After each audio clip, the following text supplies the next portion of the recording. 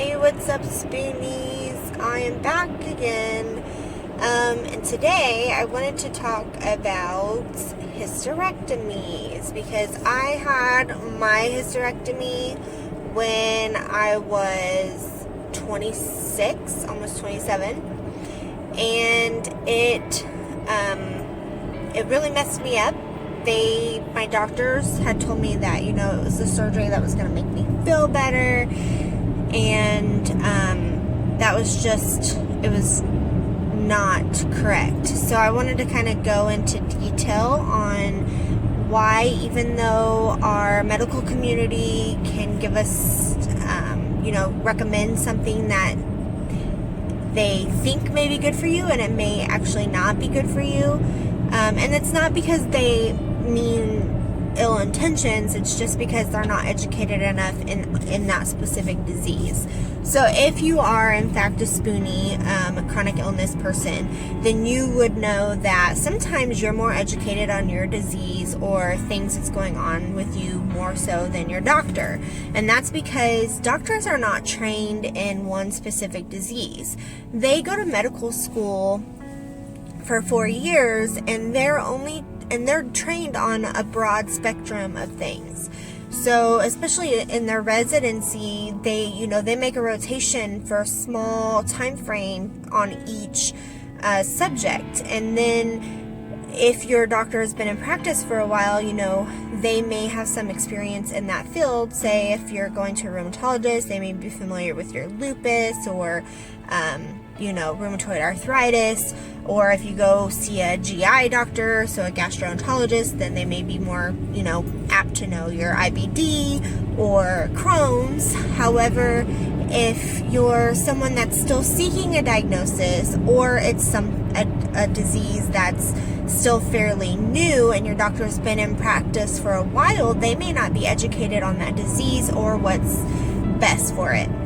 In this scenario, if you have an amazeballs doctor, which is far and few between, but if you were to have one, it would make most sense that they would come out and say, look, I don't know enough about this to, say this or that, so I'm going to recommend you go see so-and-so specialist so that they can recommend the best treatment. No, instead, they will do minimal research. They will not refer you on, and they will just do surgery or throw another medication at you or what have you, because that's what they are trained in that small time frame of school to make you feel better. So with that, I wanted to go specifically into hysterectomies.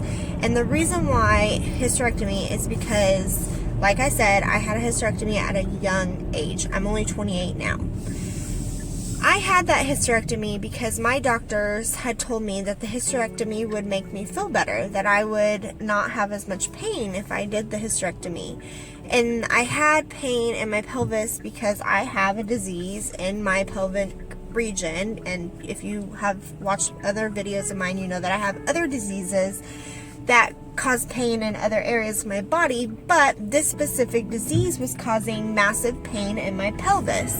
So these doctors said, if you have a hysterectomy, your pain could be minimal or even gone if you have this hysterectomy. So I, of course, go years of having surgery after surgery, removing first I had one ovary removed, then I went in and had another cyst removed, and then it kept getting worse and worse. So finally we decide, all right, we'll proceed with the hysterectomy. And when I say we decide, this decision was included with my husband and what family I talked to regarding my health, and this was what we ultimately decided, based on what this doctor we talked to and their decision, and primary care doctor as well was also, I talked to her at the time, she was a nurse practitioner.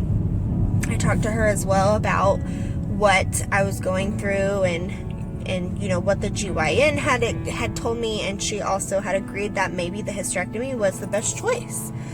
So fast forward 1.5 to 2 years post hysterectomy, and it's not better. And in fact, my pain has worsened and my situations have worsened. So over time, I decided to do some research, talk to people, look up actual documents, research studies, and find out why. Why was I still having pain when they say that a hysterectomy should have been successful for my pain? Here's the kicker. 50%, okay? 50%, that's a huge number when you think 50% of women, and there are a lot of women that have hysterectomies.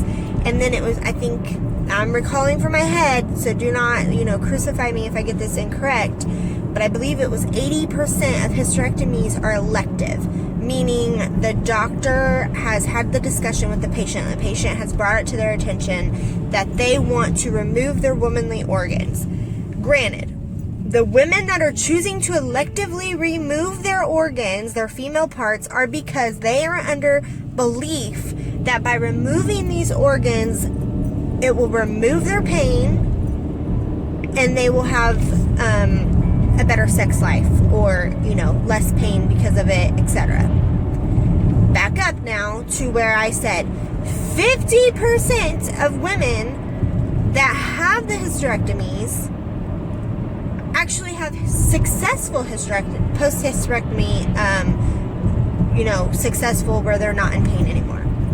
So specifically for endometriosis, there is a better option than a hysterectomy. And had I known this at the time, I never, ever, ever would have let them allow me to do a hysterectomy. And I say allow me to do a hysterectomy because it was ultimately my decision. My surgeon, my GYN, brought it to me and said, this is what we believe will be helpful, but you have to make the decision to remove your uterus and your last ovary. And after talking it over with my husband, we decided, you're right, this is the best option, and I signed the paperwork to have the elective hysterectomy. However, had someone sat me down and said, look, if you have a surgery called an excision surgery, and that's where they go in laparoscopically and they remove all the adhesions and the outside uterus tissue of the endometriosis, that can limit your pain, that can improve the function of your ovaries, that can help you successfully get pregnant. There was so many benefits to the excision surgery, and that it was laparoscopically, so it's even less invasive than the hysterectomy. Granted, unless you had a vaginal hysterectomy, which is where they go into the vaginal wall and remove your stuff that way. And some doctors can do complete hysterectomies laparoscopically, but generally, I was cut upwards and over with my hysterectomy. So it was major surgery because just of the way that he cut me. He opened me up so much. So to have someone inform you that, hey, you could have had a way less invasive surgery, kept your uterus, kept your ovary, not be put on hormones, be at risk for osteoarthritis before you're even 30 years old, which I have already. My teeth are bad now because of it. My bones are bad now because of it. There's so many downsides to having a hysterectomy, other than that what was supposed to be, the pain was supposed to be better, and it didn't even help. So I highly encourage you to do your research, ask questions, find an endometriosis specialist in your area, and they are out there. You just have to literally research. And if you're watching this video and you have endometriosis and you're considering doing a hysterectomy, I beg of you to please just Google it, endometriosis excisions, specialist and go talk to that doctor. Just talk to them. Meet them. Listen to what they have to say. Let them provide you with the research if you don't want to do it on your own, so that they can show you that you can keep your uterus, you can keep your ovaries, and have a successful, pain-free, and possibly not completely pain-free, but lesser pain, and be able to keep that part of your womanhood. So, I mean, for me, I would have 100% chose that route versus having a hysterectomy had I known about those options. And to find out about those options after the fact and to still be in pain, and I mean, it really, like, sorry, I'm having pain right now. It really just, it hits you where it just hits you. And, I completely lost my train of thought because my pain was like, so, I mean, just do your research. There's plenty of studies published out there. American Surgical Board posted out studies. There's other studies posted by the government, and I mean, they're out there. You just have to search for them. You have to know what keywords to search for. And if I have time, I will post those keywords in the description box. If I post a video and the keywords are not in the description box right away, no, I will eventually put them in there. I promise. It may just take me a couple days because I upload my videos by my phone, and then I eventually go back on my computer and change descriptions and updates. So just be aware that will eventually change. Because I want to gladly help you guys, be able to research and do that. But just know that doctors are brilliant. They're brilliant people, and I am 100% believer that God gives doctors the knowledge so that we can have them as our healers on earth.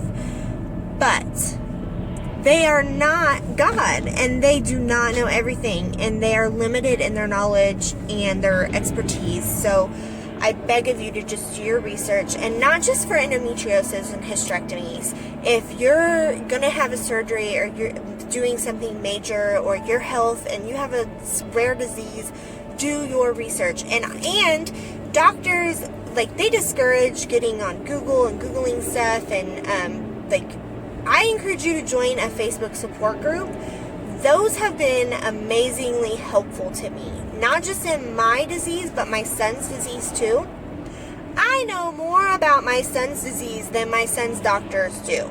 And I mean that 100% honestly, 100%. Because there's only so many specialists in the world that know about my son's disease. So when we had to find a doctor locally to help take care of him, I literally had to print off the forms from the Facebook group and people's information and comments and show them to the doctor and watch their mouth drop as they read everything, because they were just like, wow, we didn't know this.